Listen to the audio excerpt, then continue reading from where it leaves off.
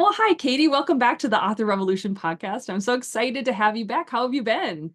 Oh, so good. I'm so excited to be back. This was such a fun time the first time that coming back, it's like, yes, this is gonna be a I, blast. I know, and we were hoping to do this like this time last year, and life got into the way. I know you had a friend who lost a kid that was putting things. Oh, my heart just goes out to you and to them, and it was like all the things, and so it's just lovely to finally be able to speak with you again, and hopefully on better terms. How like is your life calmed down a little bit? Yes. I mean, I have a 5 and an 8-year-old and summer started last week, so it's all chaos, right? But Right? yeah, things it was wild in the fall. Things were pretty crazy, but we settled into a really good routine in the winter and now we're just enjoying summer. So I'm excited to be back. Right. Summer vacation is always interesting. If you hear a little knock on the door on my end, you're going to know why, because we've got our kids at home as well too. I know I'm actually hiding in my closet because we have a really small house, only 2 bedrooms, and one is our bedroom, one is my kid's bedroom, and the rest is just an open floor plan. So I was like, I'm gonna be in the closet because there's so many kids home. So that's why if it looks like I'm in a closet, I am. Yes. And you and I were talking before we got started. That's where I started my audiobook career, within my closet. For sure. That this is where I narrate my audiobooks for sure. Yeah, yeah. It just makes it so, I mean, it's so much sense. You got like that little cozy place. There's no weird echoes. It's fantastic. And hopefully no one can find you. Yeah, I'm Because like I sort of feel like I can hide here a little bit, like right? in my closet, hanging out by myself, doing Right? snacks. I love it. Well, last Uh, time you were here, we talked about how you leverage direct sales as an author, which, by the way, I love. I've begun utilizing myself. I have a Shopify store. It's fabulous. I am like so thrilled with it. And I kind of wanted to pick your brain on how, like this time, how that's been going, number one, and then how you continue to utilize it in such a great way when you're doing all the things like balancing work, being a mom, obviously having all the kids home. Like, what mindsets do you deploy to be this crazy, awesome publishing powerhouse? Yeah, okay, perfect. Yeah, so direct sales is, I mean, it's swimming right along, right? I really launched in like December 2019, January 2020. So we're 4 years and counting in, Oh, and it is the path for me, right? Like this is the way. So yeah. I think I will always probably emphasize direct sales in some manner. Just like everyone, I feel like we're all starting to feel the pinch of at least in the US, it's probably different elsewhere, but there's a pretty tough economy going on right now. Inflation is rising, prices are rising. Definitely seeing fewer sales across the board just because some of my readers are like, I'm just trying to pay rent right now, you know. Right. Definitely feeling a little bit of a pinch, but all in all, the cool thing about direct sales is there are still readers out there that will just buy. I always say they'd buy my grocery list, right? Like they'll just buy whatever I put out because we forged a really great relationship with them, even through like a tough economics times. But yeah, I mean, it's going great. We're still doing direct sales. I did a little stint with some advertising testing through Q1. We've turned it off now just to give me some breathing room and get my VA some time to catch up on some stuff. And Facebook advertising is a little wonky. So I was like, nah, we'll take a little break and let the algorithm figure itself out. So I have absolutely no complaints. I just love the direct sales life. It's not perfect, but it's pretty sweet over here. Right, right. I can't remember. Do you focus only on ebooks and audiobooks, or do you also do your paperback books as well through your direct store? I do paper for sure. Yeah, I have a Yeah. lot of people that request and pre-order paper. I have like a chunk of people that every time I put a paperback pre-order, they just automatically pre-order whatever paperback so that I try to submit the paperback pre-orders a week or so in advance of the actual launch so that it prints and ships so that they have it on launch day. Sure. Um and yeah, we love our paperbacks. And then I always I do a lot of in-person sales like at cons, and so I Yeah, have to have the paperbacks to do that. for sure. For sure. I love that. Do you bundle them as well, or do you just do like the solo ones? Like, No, do you I have bundle special them too. bundles? Oh, Yeah. well, on my website, I don't really have a paperback bundle right now, Okay. just because most of my people buy as the books launch, Right. and um, bundles like for paperback have never done super well for me. But in at like cons and in-person events, I definitely have like awesome bundles. Right. Well, and you do so many cool things. I mean, I was just a part of your Kickstarter that just wrapped up not super long ago. So It was that was so awesome. awesome. It was I so know. fun to see your name. I was like, Right. Carissa, that's awesome. Yeah, How we did that did a go? It was really good. So I have wanted to break into the Kickstarter space for a while, but I wanted to have like a higher level offer to do that instead of just like I think it's really cool that authors are like, hey, I want to publish this book. Let's do a Kickstarter. I think that's phenomenal. It's just a different form of direct sales in a way, because Yeah, at least Kickstarter gives you, you have emails, you have direct like communication with the buyers, right? You're right. doing it through Kickstarter, but you are talking to your customers. So it's like it's like a B2C business where it's business to consumer, but it's through a different website, which is kind of cool. And I love the Kickstarter audience because they are just willing to spend money on unknowns. And I've watched that for a while. Like I've had a Kickstarter account for years and years. And I've just been so amazed as I watch Kickstarters and I talk to my friends that these people they don't know are just dropping all this money on collector's editions or whatever.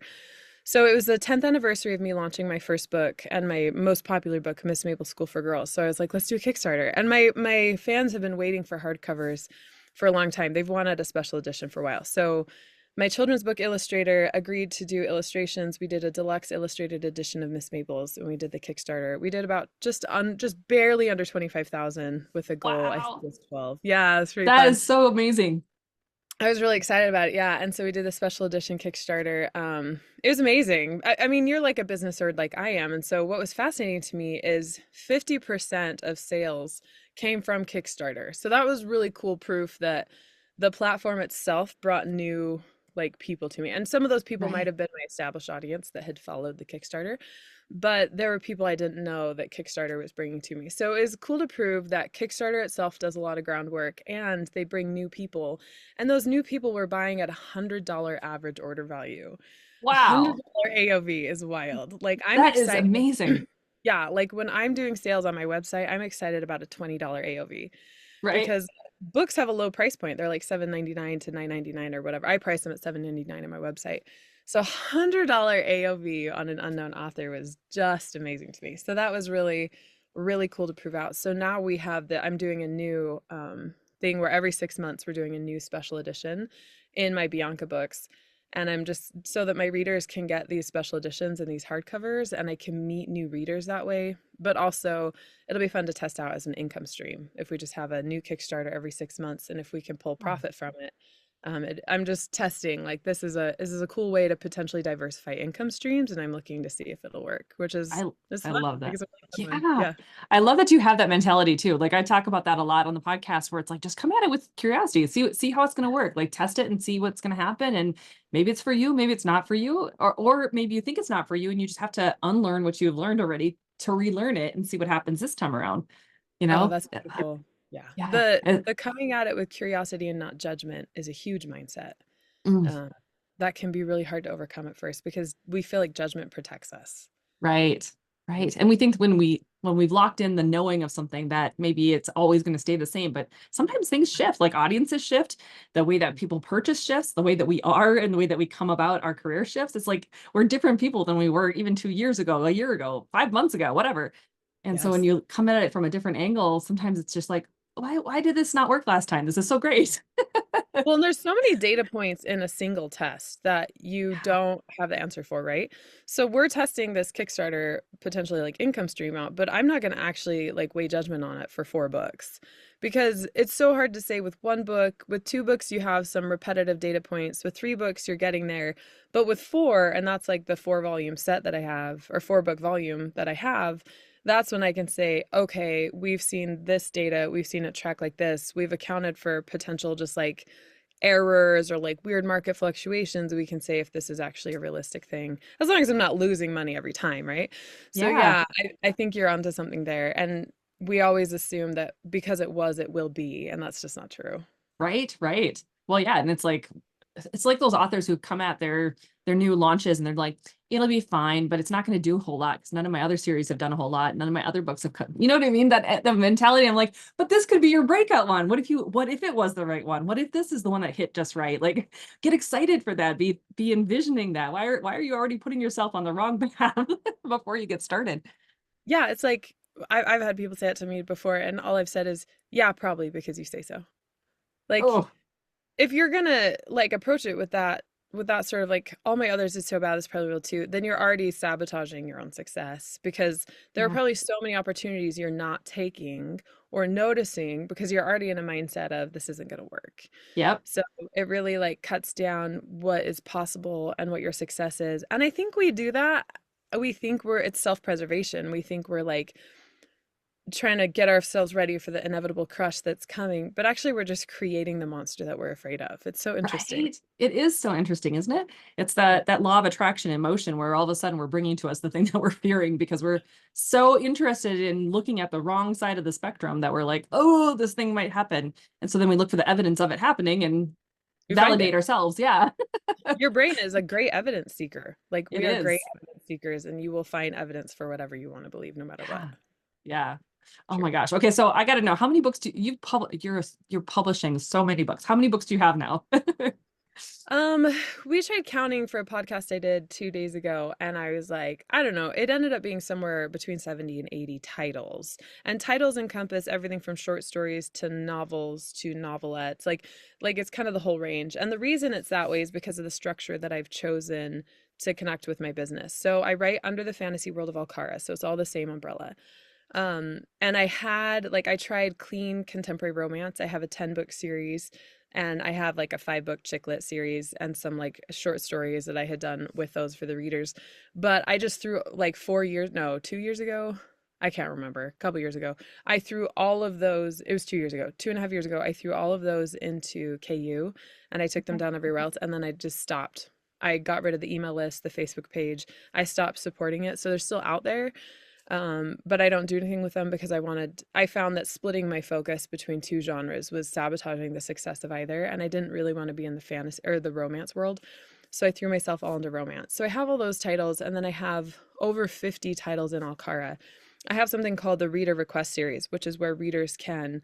I have a Google form that's always open, and like every 6 or so months, I send it out and I say, what short story would you love me to write? And then my assistant will look at that and we mine the trends and we see what people are most excited about. And then sometimes we'll even put out a survey and have them vote. And then I write those short stories under the Reader Request Series, and they're all about 12,000 words or less. And so, like, I have there's 10 of those. So those are short story titles. They're all about 10 to 12,000 words. And then I have like some novellas that are anywhere from 10 to 40,000 words. I have novels that are 115 to 80,000, like it's kind of all over the place based on what my readers are asking for. But right now, my current business model, at least through the end of this year, and I've been doing this for over 2 years now, almost three, is where I'm launching a book a month. Some of that was novellas at first, while I figured out my progress. I would do a new novel every 3 months and then novellas in between. But right now I do a new full-length fantasy novel the first Friday of every month in audiobook, paperback, and ebook. That is um, amazing. I know. That was so like when I heard that at InkersCon last year, I was like, what? I know. That is amazing. Like what? This woman is It sounds crazy, but awesome. it sounds really wild. And even every time I say it all the time. I'm like, that sounds pretty crazy. When I like say it out loud, I don't even write as fast as others. I know that there are romance authors that are kicking out new books like every 2 weeks or more. Yeah, Some are that's doing it amazing more, too to me. That blows which my is mind.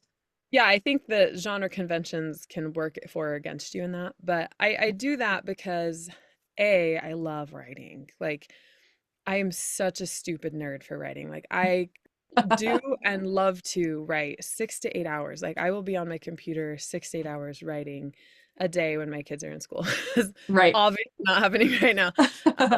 But yeah, there are days when I'm fingers to keyboard writing, and I don't mean businessing. I mean actual like writing for up to 6 hours, and I love it. I end the day with energy. Like I'm not like exhausted. I'm not dead on my feet. I just really love being in Alcara. I love developing the characters. So that's first and foremost why I did it.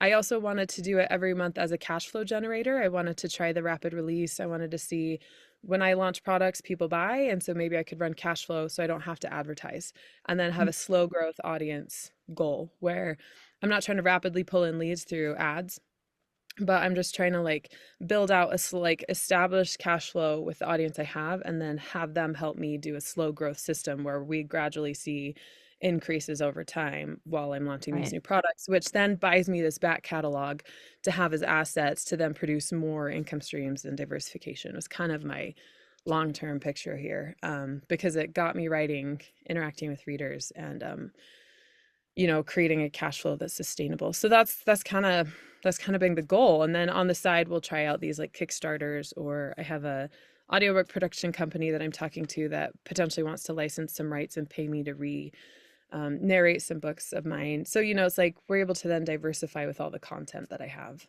So that's kind of this That's so rapid cool. release model. Do you record your own audiobooks as well, or do you use like an AI program? How do you do your audiobooks then?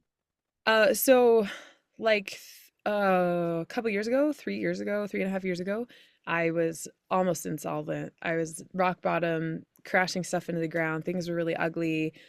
I started my wits end, like advertising just sucked it out of me. And there's a long story back there, but basically I realized I've got to change what I'm doing. And so that's when I started looking at my data and I said, when I publish books, I make money. So how do I publish books faster? And also I have this huge back catalog. So I reached out to some readers and I said, what works in what I'm doing? What can I do better? And a lot of them were like, you don't have all of the books we want in audio. And I was like, yeah, because it's like so expensive, right? And it's Yeah, like it would have been over $100,000 to get my back catalog back up, and it would have been years for another audiobook narrator to do that. I would have had right. to basically like taken an audiobook narrator and like used up all their time if I wanted the same person. Then you have to find them. And anyway, and I was like, they're like, well, why don't you narrate your audiobooks? And I was like, I'm a writer. Like, and someone challenged me on it. And so I just dove into the mindset. And it was exactly what you said a few minutes ago. I was like, I don't do this. This is not how we do it. Like, I'm not a Right. narrator. But I realized, I could connect better with my readers. If they heard my voice, they would build a connection with me instantly. And I loved that. I would be able to bring the voices and books to life in a way that I saw them. And therefore, I was trying to convey them through words. And I could also do it through this voice acting, which was really daunting to me. But then I decided I also have this like treasure trove of product, like wealth, just sitting on the table, right? I just left on the Right. table. So I found a couple Udemy courses about voice acting, audiobook mastering, narrating, like all of this stuff. I just deep dived into it. I found a professional. His name is Arthur. I love him. He would get on Zoom with me and I would practice and he would tweak me and we'd tweak my settings and I'd send him samples. We did all stuff back and forth until finally he's like, I think you're ready to just do it. And so I did. I just started narrating and I was able to catch up my back catalog so that every single book I offer is an audiobook. That's like 30, 40 titles. Wow. And I created a system where I launch in paperback, ebook, and audio so that every single book comes out at the same time. Because one of the complaints I had from my readers was so many authors, the audio just comes out when it comes out. And as audio listeners only, we never know when we're going to get. So it's hard to trust an author. And I was like, when I heard the words, it's hard to trust an author, I was like, oh, that's an opening for me. Like, how can I build trust so that they're always coming back and bringing their people because they know they can trust me? And so that's what I did. And now I'm 2.5 years in, and the audiobook process is probably my favorite, like a Really? part of the writing process. Even though I love the writing so much, I think it's a step away from the writing, so it feels like it gives me a break. But I get to bring the characters to life, and I'm in my closet, so no one really sees my like wackadoodle facial expressions or like when I get so frustrated because I have to repeat the same line like 5 times or Right. whatever. You know?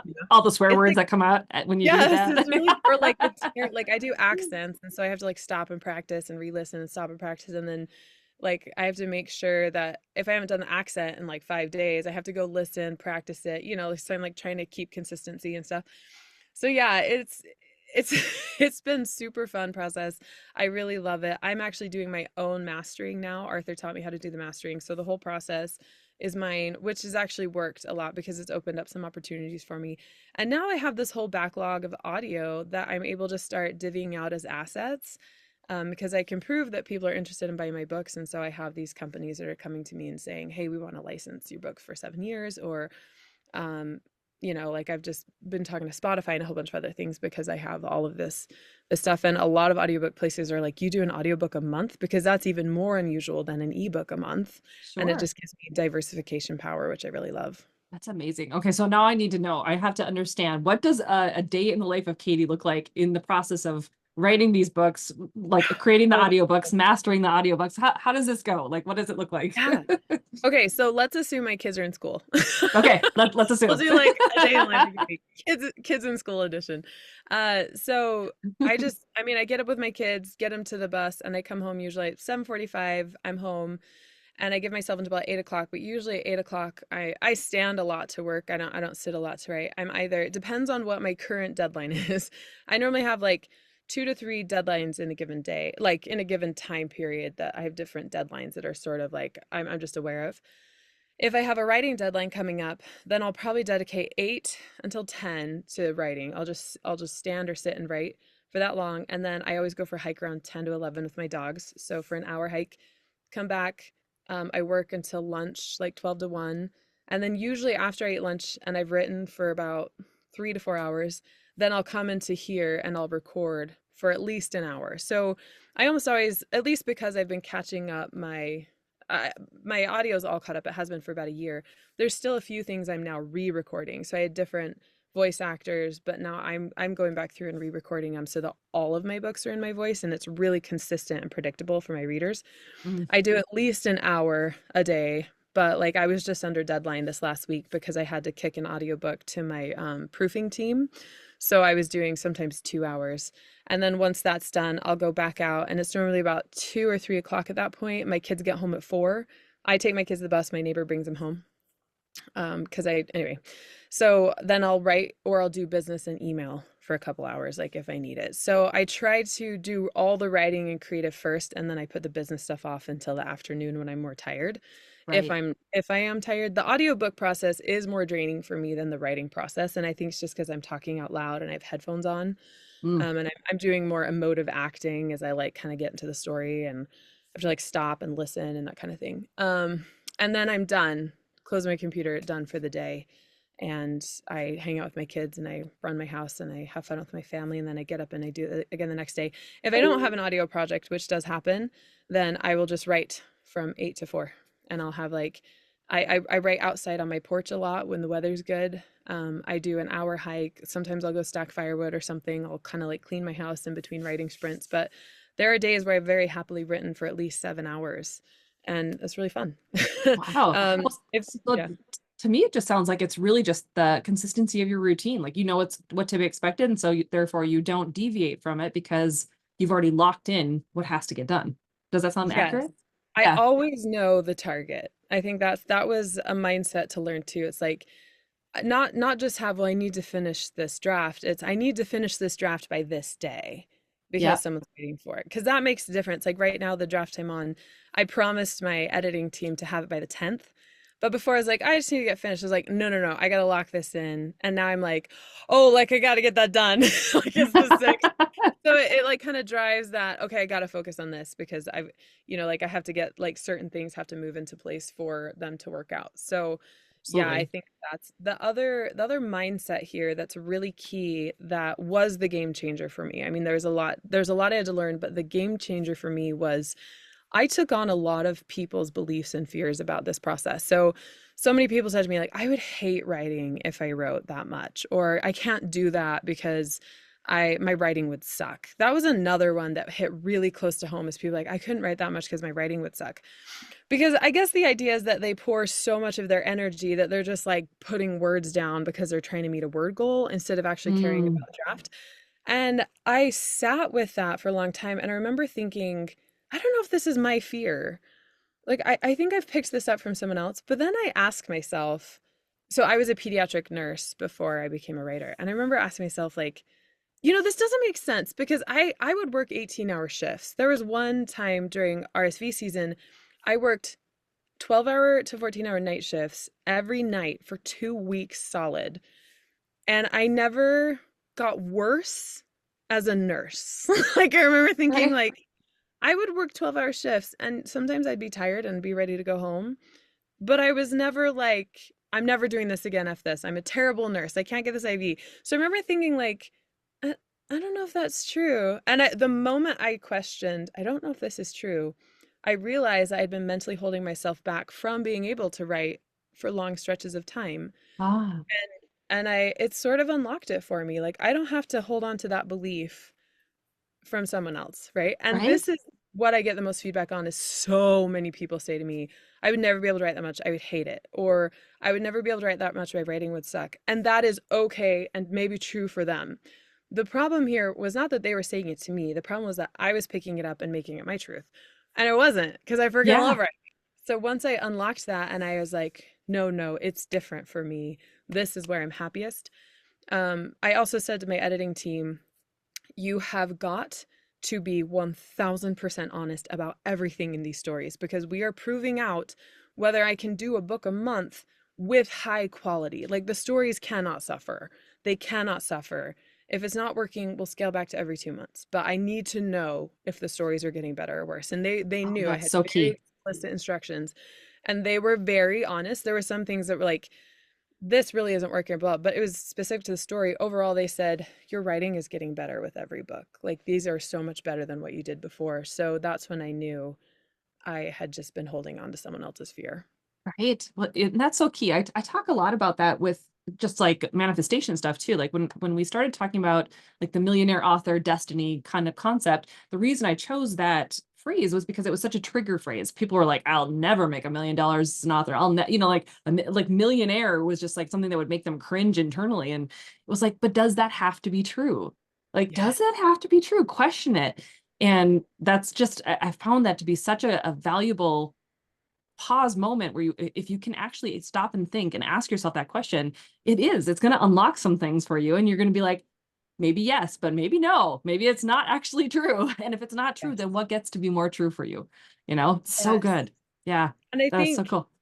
it can be scary to like question the assertions, right? To be Hmm. like, no, this is not true for me. Like, no, I'm not a narrator.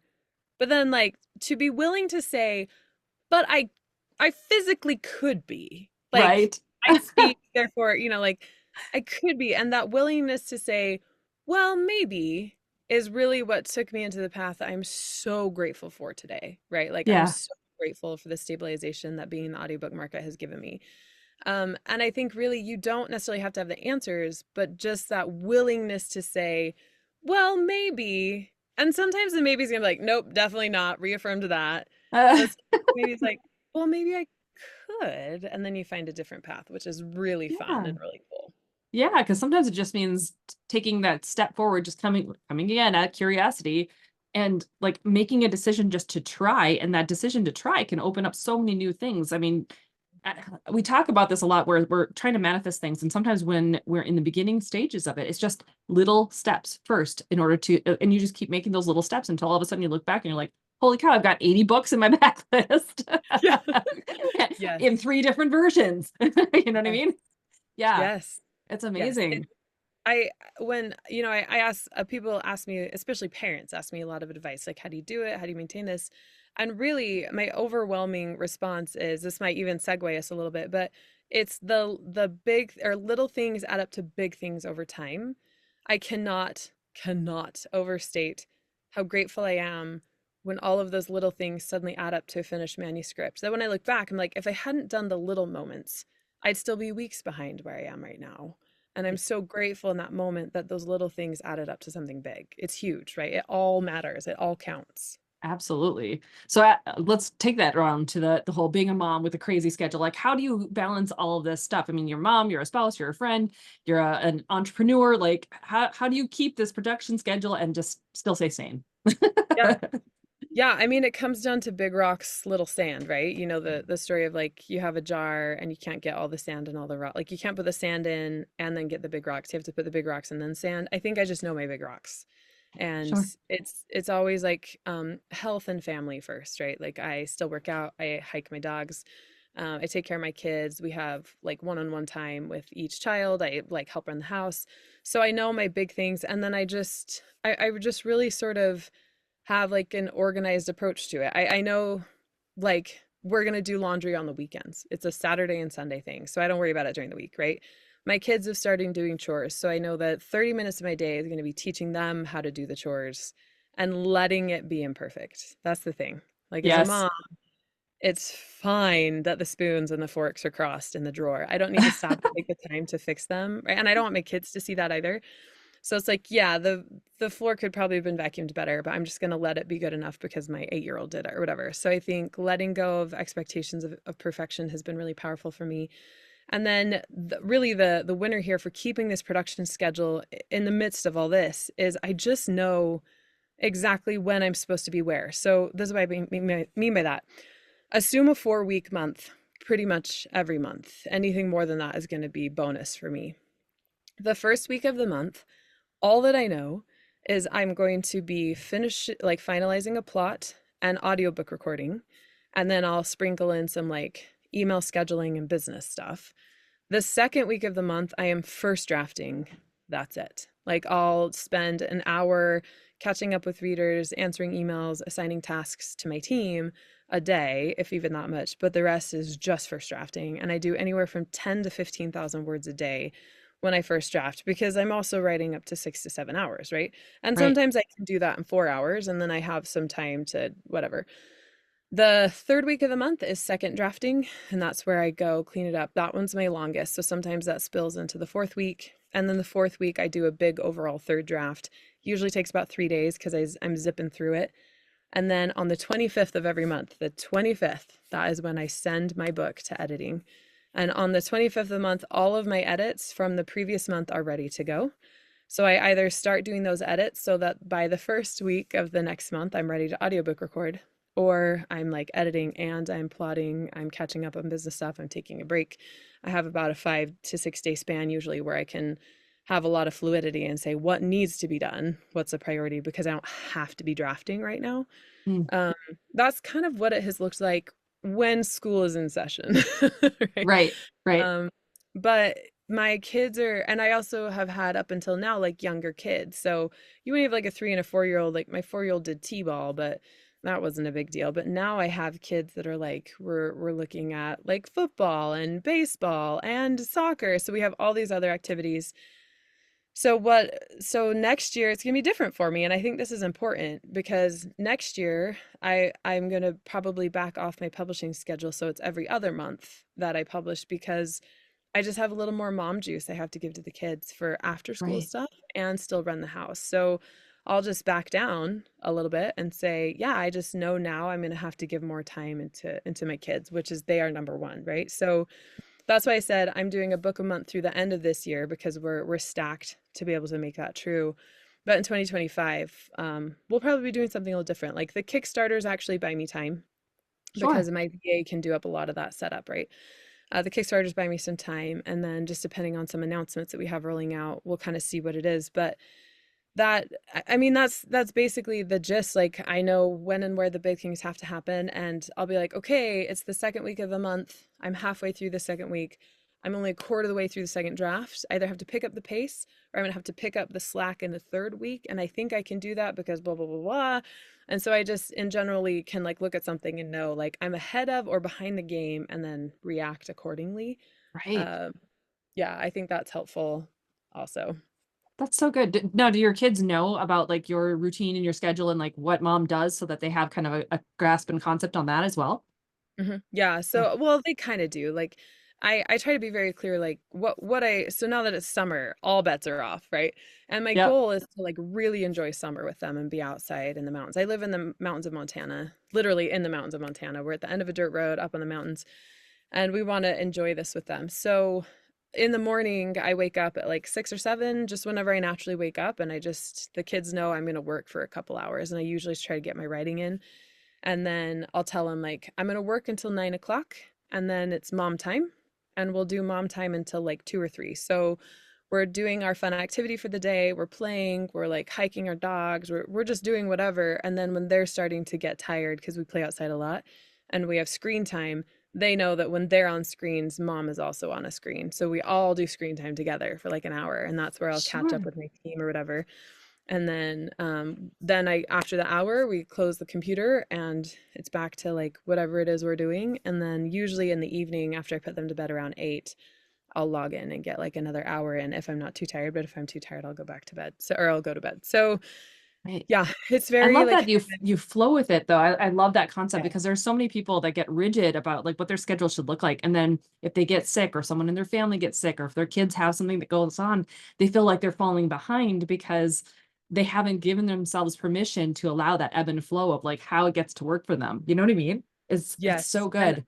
I've been there. Like, I've totally been stressed out because I should have been here and it's the third week and I'm really in the second week's work and the kids were sick and whatever. And my husband sort of was just like, is this worth it if you're like so miserable? Like, is it really doable if you're so stressed about meeting deadlines? And it was cool that he asked that because it really forced some introspection so that I could recalibrate expectations of my mindset into how can I approach this with a little more flow and not such rigidity, right? And then it actually for me came down to trust. Like I just had to trust that either A, everything was going to be fine if I didn't hit the deadline. Like these are books, no one's dying.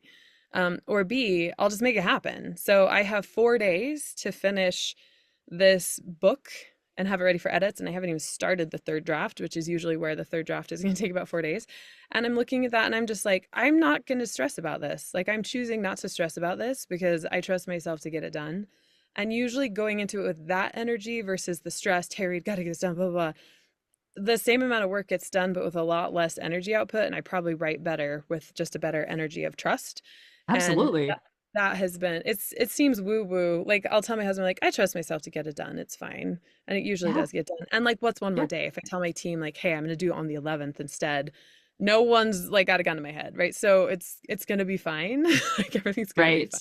Well, and I think you're definitely leveraging the Parkinson's law, where work expands or contracts to fit the time allotted for it, right? And so if you trust yourself, you know that like you can go into that extra day, you're gonna make it happen. It's like all those teenage college kids that are like waiting until the last minute, like the night before a big paper is Yes. due, and they actually make it happen. 25 pages long, but yeah, they somehow manage it. It's the same Exactly. It's concept. exactly Yeah. Yeah. it's all mindset. Like at this point, I've just the thing that I've learned over and over again is success is almost always just mindset. Like it's It almost always absolutely is. I just 100% agree with you. So what is your number one mindset strategy that you deploy? I mean, I think we've covered a lot of them, but like what is your number one recommendation or mindset strategy that you like could not live without or think that other authors probably need to leverage more? Okay, this is the hardest question I always ask, and I'm always so grateful. But what I have made myself learn how to do and try to do with some grace is to ask people that are not me, hey, I think I'm having a mindset issue. Can you tell me from your side what you see? And by example, for Q1, it was a stressful, kind of crazy Q1. I had some stuff to figure out. There's some cash flow problems. And I basically said to my consultant and my bookkeeper, I said, I think I'm noticing some fear-based decisions. I think I'm having some mindset issues. What do you see from your side that I can do to improve?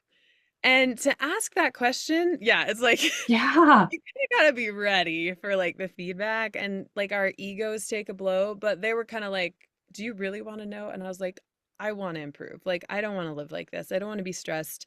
I want to do better. And I think I'm sabotaging myself. I just don't see it. But that has to Mm. be what's happening because I don't understand. And they're like, yep.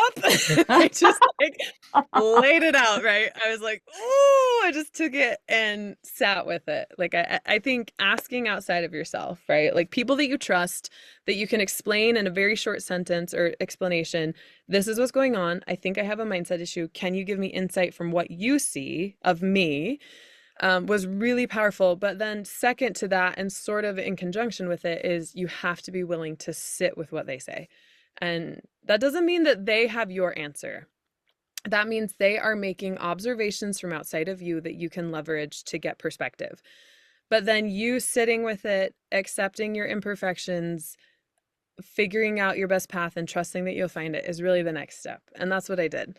So I Right. got that feedback from my bookkeeper, from my consultant, and then from my husband, right? Yeah. And like that one's scary too because he's so close to me and it's all done with love, of course. Like most people understand like I'm trying to improve and not be judgmental and just work on this. So I need your help to do that. And usually it's done with great love. And then I sit with it and have to breathe through it and feel the emotions and then decide the next step after that. I think that's my biggest mindset trick is I love it's I that. think straight on confrontation. Yeah, it kind of is in a sense. What so I don't know if you're willing to share what you learned from like that last example that you gave, but was there any like powerful insights that came through where you're like, oh my gosh, I really didn't see myself doing that thing? Totally. It was control, right? So I Okay. said to them, I was like, I think I'm struggling with control, but I'm not really sure. And I'm I mean to be like, let's be totally like transparent here. This will be so great for this podcast. I said I was like, I feel like there's a perception of success that I put into the world that is true but doesn't feel true, but people believe things of me that aren't real, and I don't know how to Yeah. control that facade. Like I try to be very open and vulnerable, but people are going to believe whatever they want of me, and that feels out of control. And I was like, I'm just Sure. trying to write books, right? And Yeah. they sort of gave to me, they're like, I definitely had a control issue. I just didn't see it until they're like, yep, you're trying to control this, you're trying to control this, you're trying to control this, you're trying to control this, and these are the results, and this is where it's failing. And I was like, oh, Ooh. oh, thank you. And then one of the things that they said was basically, you hold too much weight in what your people's perception of you is. You're trying to Mhm. control how people perceive you, and that's insanity.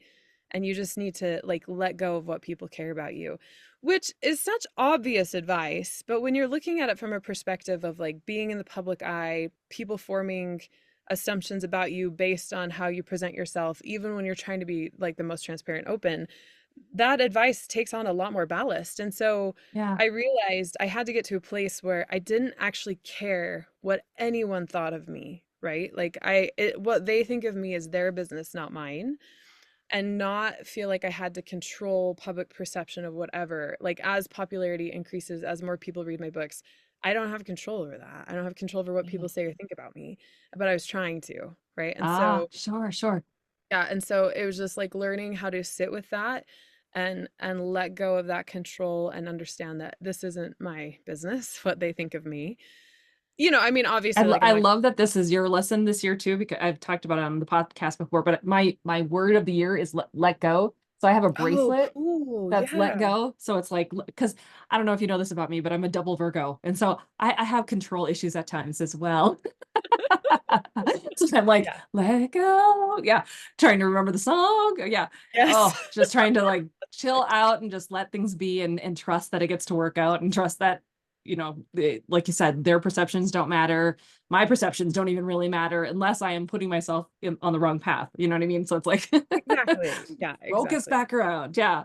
Yeah. So Oh it my was it goodness. was a gut check because when anyone tells you you care too much what people think about you, it's not a compliment, right? And it was done from a place of love, and I had to really sit back and be like, that's not true. Maybe it's true. Holy shit, it's totally true. Like, Right? oh Damn no. it. Damn it. Yes, and like sit in that process for a bit and like understand, oh, they want the best for me. They love me and I asked for this. Right? And Yep. then like dig deeper, like why am I trying to control? And there were actual things like in the company that I was trying to control that my bookkeeper was like, why are you doing this? Like, why aren't you giving this to Samantha, my VA? And I was like, I don't know. Because this is the way I've always done it. What are you talking about? Exactly, right? Like and I Yeah. was like, "Well, she's so busy." And she's like, "But have you asked?" And I was like, "Ah."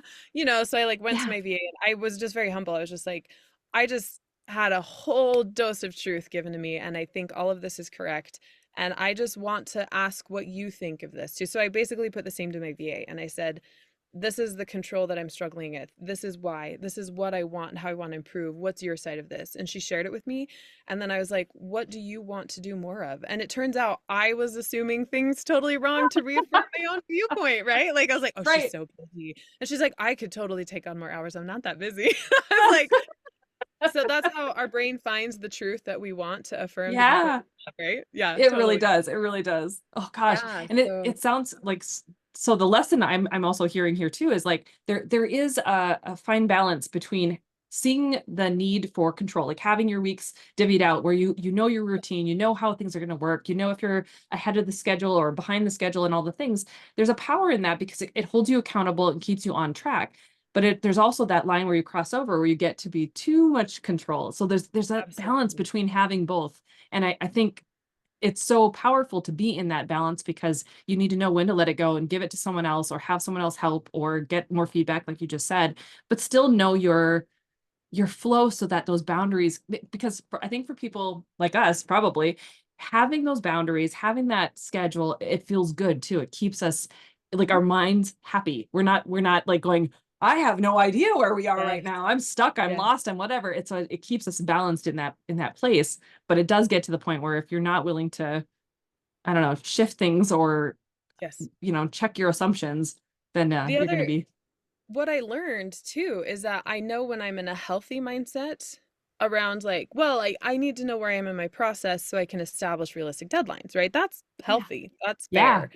But there's a shadow side to everything, right? So that Yeah. balance that you're talking about, for me, I found that my rumble strip, so to speak, I know when I'm kind of veering out of the lane is when I'm making decisions from a place of fear. Yes. That's when control, I've slipped out of my lane and I'm leaning toward control because I'm afraid of something. Mm, Right? Or I'm letting go so much that I just don't even make deadlines anymore because I don't care what happens. That means I'm also afraid and I'm trying to like let go. So for me, yeah. that one hardly ever happens. It's more like this like fear-based, I got to take over and make sure everything happens exactly the way I want, which actually was actually not good for my company. Like they were saying, you're steering it into the ground by trying to hold the control when you don't let anyone else speak into these things. Like you need to stand up and be instead of sit down and do. And that was like Mm, the lesson I took away, and I was like, "Oh my gosh, they're so right." And then as I've like said, "Yeah, maybe they're right," and I've looked at it and I've sat with it and I took time, I was like, not only were they stupid right, but they were so like on target. I was going to run my company into the ground if I right. kept going on that path, and allowing other people to breathe into the work and to take responsibility opens me up to stand up and be more than sit down and do like the things that someone else can Yeah. do so that I can always be Katie and like put that forward front for the readers that need me, right? And for myself. So it's taken months to kind of iron out and realize just how right they were. And it was a very humbling experience that I'm extremely grateful for because it has changed how I look at myself and how I look at the world. So now there's a great deal more fluidity in terms of, do I need like, there's a great deal more trust, I should say. So instead of like, I'm going to create the cash flow I want through monthly launches, I'm now stepping back and be like, I'm going to let go of some of those reins and make space for the unexpected. Right. So, and I think Yes. you'll love this, right? Where I'm just going to trust that if I don't launch every month, it'll be fine. So I don't have a scheduled launch for August. And I normally would have been like, we got to find something. We got to get that done. But now it's like, actually, I have a whole bunch of irons in the fire and there might be opportunities I don't see. So I'm just going to like let August be open and just see what magic can happen. Yes, I love Trust that. that, yeah, trust that even if I don't have a release in August, that maybe the lack of a release will build up greater sales for September. So it would make up for it. Right. Or like, something great is coming that I didn't see, or maybe nothing and it was fine. Right? It's Like, so interesting that you're saying this right now because I just had the most crazy, wild, like manifestation type situation happen today. There was a so back in February on my anniversary, my husband and I went to Barnes and Noble. That's of course where we go because that's what we yeah, do to celebrate, right? And Jen Sincero's book, You Are a Badass, for some reason was calling to me. I'm like, I don't know why. I've got You're a Badass at Making Money, but I need this book. And of yes. course, I started reading it, and then I read You're a Badass at Making Money again. And I felt this call to have to be on her to see if she had coaching, basically. And so she had a coaching thing that was opening up in 2 weeks in April. And I was like, I'm in. I didn't even know why. Like I was just open to like whatever was being led. And so then I went into her first like group coaching session. And I'm like, I don't know why I'm here. Like I just really, because I had no questions. Like Yeah. everything she was being asked were questions that I usually get asked in my own courses. And so I'm Yeah. like, I don't know why I'm here. And in the same time frame, about February, I started doing like solo meditations where I was just myself, just binaural beats, and that's it. And I got the hit right after right after that call that I was supposed to like the whole reason this was all lined up was because I'm supposed to ask Jen Sincero live. I couldn't text her. This was my brain telling me in my meditation. I have to ask her live on one of those calls to come onto the podcast. And that's why I was like drawn to her in the whole thing. And it was very clear. Like I saw it visually in my head. And that the answer is already yes. Okay, because I promised my listeners on one of the podcast episodes that any hit that comes about, I'm gonna take the nudge and I'm gonna see what happens, right? So it was like I next week I got all excited to go. I was like ready to ask her the question. I was like 3 away when the call ended, and we had to wait until the following the following call. So third call, I'm like third up on the thing, and I finally get to ask her the question. I ask her, and she's like, "Oh, okay, we'll send an email to Nate, and I'll take a look and whatever." A week went by, 2 weeks went by, nothing happened. Then I realized, oh, I sent it to the wrong email. I sent it to Nate and not the team, right? So I reaffirmed, resent him just in case you didn't see it because I sent it to the Yeah. wrong email. And then Nate responded and he was like, yep, okay, great. She'll take a look at it and get back to you. Another week went by, another week went by, another week went by. We've been sitting here like for 4 weeks, I think, since I asked that question. This morning, she finally signed up for the podcast. She's coming on. No way. So she is, yeah. And so I'm like, sometimes you just gotta trust it. Like you just follow those nudges and just know that it's gonna something interesting, exciting is gonna happen to you, and it's gonna come at the right time. So August to me sounds like the same thing for you. Something amazing's coming. You don't know what it's gonna be yet, but Yeah. it's gonna be epic. You Oh my know? gosh, Jen Sincero. Oh, Yeah, my I know, heart. She right? was like my OG mindset person. Like I you are a know. badass and then you are a badass at making money is Yeah. like my first deep dive into that world. And I love her. So I love her congratulations. too. That's so Thank exciting. you. Thank you. Oh, But that's amazing. it was just like I had no like when I started, I had no like no inclination, nothing about asking her this question. But it was an opportunity that came through a meditation that I was just open for, scared out of my mind to ask her that question live because everyone else is asking, how do I manifest blah, blah, whatever. And I'm like, guess what, Jen? I have to ask you to come on my show because that's what I'm supposed to be here for. Absolutely. Well, I Yeah. think what I love most about your story is that you trusted a timeline that wasn't yours. Yeah. And Yeah. that's Yeah. kind of what I'm trying to lean into more now as I like understand the relationship that I have with control and like I'm letting it go as you have Yes. for your year. And I that forces me to then say, well, if I'm not going to hold to that, I have to hold to trust and trusting a timeline that's not mine. So it is that whole, yeah, I don't know. Like she might not ever respond and I can be okay with that. And Yep. nothing may happen in August, and I can be okay with that. And I just think in general, I'm trying to lean more towards the trust that everything's going to be fine. And that's part of Yeah. the reason I don't know that we're going to be doing once a month book launches in 2025. We probably will because I just love writing. But I also don't feel this need to say this is what we're doing because I love Yeah. now I'm understanding that when you allow space for magic to happen, the magic happens. But we so often close down the space for magic Yeah. with Yeah. control, We right? really And that's do. We do. It's like we try to control all the minutes of the day, and then we don't realize that all along there were nudges that were trying to come in, but we hadn't created the mind space yeah. to pull them in, to be even able to perceive them, let alone act on them. Yeah, yeah. Yeah. So that's where, when I got so tight into this control and I have to be on the schedule and I have these books and blah, blah, blah. And my husband's like, you're so stressed. Is this worth it? I was like, I don't know. And, like there's that Right. space. But some of it is just like the way you think about it, where you can say, I'm choosing not to be stressed about the fact my kid is sick and I'm going to sit on the couch with them and snuggle them because I'm not going to be able to do that much longer. And Yeah. then I realized, oh, if I don't hold to control, I have to hold to trust. And so I will just trust that even though my kid's sick, I'm going to figure this out because I always do. And it might not look the way I wanted, but it will probably be better than what Yeah. I could have created. And that's what I think my consultant and my bookkeeper are trying to tell me. Like, when you hold so tight and you don't let other people breathe into your company, you lose the opportunity for something better because Yeah. they might bring something better that you couldn't. And meanwhile, while they're doing that work, you're up being and you Yeah. need to be in order to lead this company. And so it's I like, love that. Oh, I love that so much. That is such a great lesson, and so many people need to hear it. And I think my listeners are going to be like, oh, because I mean, I think about all the authors who are trying to do all the things and they haven't even hired a VA yet. You know what I uh-huh, mean? yeah. Yeah. Oh, there's so much But it good goes that, to show that like 10 years, I have a fairly strong reputation in the reading and publishing industry. I've been at this for a long time. I have a lot of books and I still struggle with that. Like I've yeah. had this VA for 7 years. She's one of my best friends. I love her so much. And I was just afraid and I was creating my own proof to affirm my fear. And she wanted the work and she's doing phenomenally, right? So it's Yeah.